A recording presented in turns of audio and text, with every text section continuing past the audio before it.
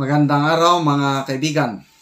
Pag-usapan natin ngayon ang nakakahiyang pangyayari sa Bureau of Customs. Yung bang sobra pa sa sinampal. Ako, mas gusto ko na lang yung literal na sampalin kaysa yung sampal na wala nang tiwala ang mga senador sa Bureau of Customs. And of course, doon na sa kanilang commissioner. Kaya sana kung may delikadesa ang mga nandyan sa customs, mag-resign na kayo.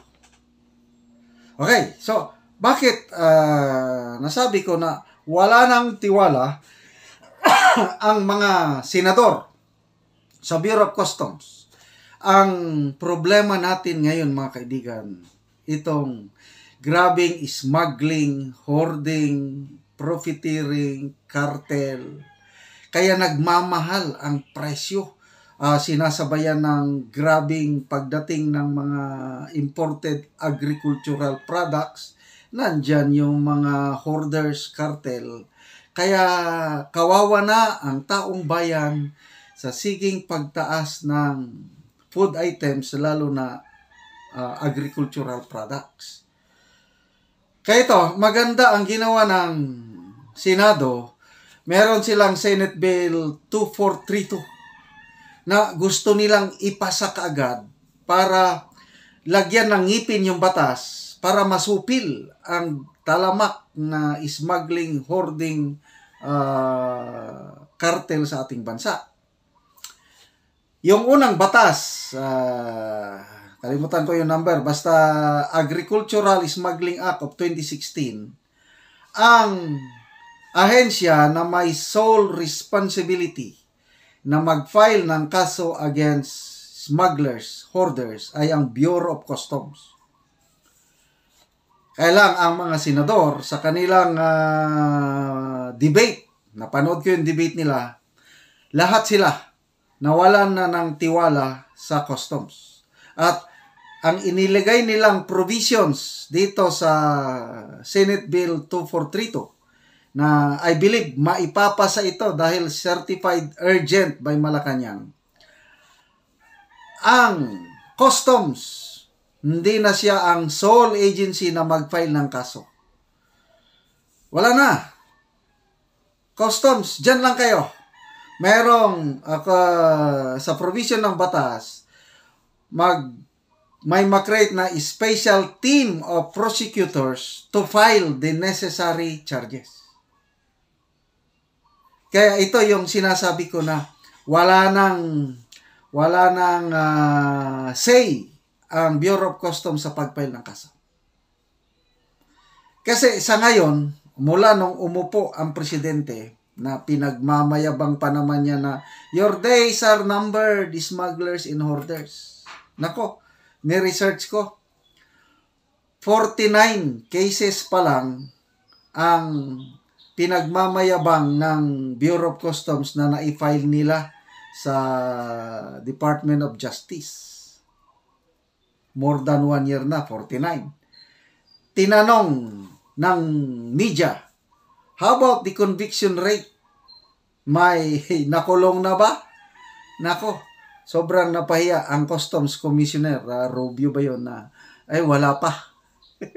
Hindi na namin yan trabaho. Trabaho na yan ng DOJ ang magpa-convict. Ang amin lang mag-file ng kaso. Ay, kung ganyan ang sistema sa Bureau of Customs, wala talagang mapreso. Kasi kung hanggang mag-file lang ng kaso, wala namang naprepreso, paano mo ma-stop yung smuggling, hoarding, and others? Kaya nga, ito po ang masakit sa ating bansa. In fairness, hindi lang ngayon, administration, yung mga previous administrations, halos walang kalaban-laban o inutil, walang naipapakulong. Kaya, ang ating presidente, sana sa susunod na SONA, huwag niya nang ulitin yung kanyang, anong tawag doon, panakot, na Your days are numbered, smugglers and hoarders. Kung hanggang salita lang siya na wala man siyang political will na pukpukin ang Bureau of Customs na dapat yung i-file na kaso malakas, kumpleto ng ebidensya, tapos tie up sa DOJ para makonvict at makulong. May napanood akong Senate or congressional hearing. Tinatanong ng mga senador o congressman yung customs, ilan nang naipakulong niyo during a given period? Wala pong masabi ang customs. Your Honor, we don't have the data. We will submit. We will look into our files. Kaya ako, personally, may mga kaibigan din ako sa customs. Pero de los Benos, may mga matitino rin. Kaya lang, sorry to say, mas marami ang hindi mapagkatiwalaan kasi ang laking pera po ang involved dyan sa customs. Noong kasagsagan ng pandemic, mayroon akong kaibigan dito sa Cagayan de Oro. Sabi niya, General, baka may kakilala ka sa customs. Kasi ganito yung negosyo ko, second hand lang ng mga spare parts sa sakyanan. Ayaw namang i-release. Ang laki ng hinihingi. Ang nakahawak na customs agent, si ganito. Binanggit niya yung pangalan. Nagkataon na yung pangalang binanggit niya, natulungan ko sa pagpasok. Nasa active service pa ako noon. Nakabigay ako ng recommendation sa kaibigan ko rin sa customs na ito, kaibigan ko ito, baka matulungan mo. Naipasok nga. So ito, kaibigan ko na importer dito sa Cagayan de Oro na second hand lang na mga spare parts, nagpapatulong. Kaya minessage ko lang yung customs agent na nag-handle. Sabi ko, wag yung nang banggitin yung pangalan dahil kaibigan ko eh. Brad, ibalato mo na lang sa akin yung mga second maliit na negosyante lang itong kaibigan ko. And totoo nga, maliit, hindi siya mayaman. Pwede ba? Wag mo nang masyadong pahirapan. Kaibigan ko yan. Nako, nag-respond ka agad yung customs agent na natulungan ko. Sige sir, akong bahala. Ganun lang. Mamaya, nag-feedback na yung negosyante kong kaibigan sa kanya. Sir, salamat. Na-release na. Kaagad-agad na-release. Ay, Diyos ko. Maswerte yung kaibigan ko dahil nagkataon na yung may hawak, natulungan ko. Papaano yung mga negosyante na walang-wala? Yung wala bang mailagay? Ganyan po ang kalakaran. So, ulitin ko, Puera de los Benos, ang mga napapailan ng kaso, yung kulang ng ganito. File ng kaso. Yun lang. But kung meron kang ganyan, lusot ka. Yan ang perception ko. Kaya dito sa laban ng gobyerno natin against smuggling, hoarding, maganda itong ginagawa ng Senado. And I believe maipapasa. But the question remains, yung executive department. Number 1, ang Pangulo. Kasi, by the way, sa batas na itong Senate Bill 2432, pag may isa kabatas na, magkakaroon ng mag-create ng Anti-Agricultural Economic Sabotage Council na mag-i-implement ng batas. So, which is good. So, sino ang members? Sino ang chairman? Sino ang members? Nako, ang chairman po sa council na ito is the president. Nako, medyo pagbasa ko dito sa provision nito, president, wala rin.